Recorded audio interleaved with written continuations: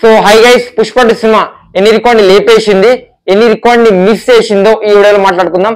దానికన్నా ముందు ప్లీజ్ మన ఛానల్ ఎవరైనా కొత్తగా వచ్చింటే లైక్ అండ్ సబ్స్క్రైబ్ చేసుకొని సపోర్ట్ చేయండి.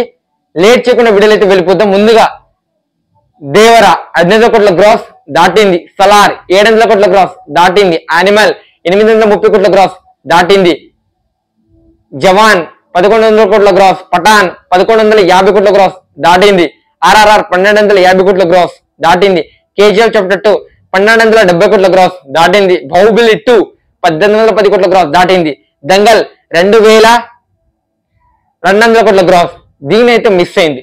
ఎస్, మీరు విన్నది నిజం. పుష్ప 2 సినిమా ఇప్పటికే చాలా రికార్డ్ బ్రేక్ చేసి కొత్త రికార్డ్స్ క్రియేట్ చేసింది.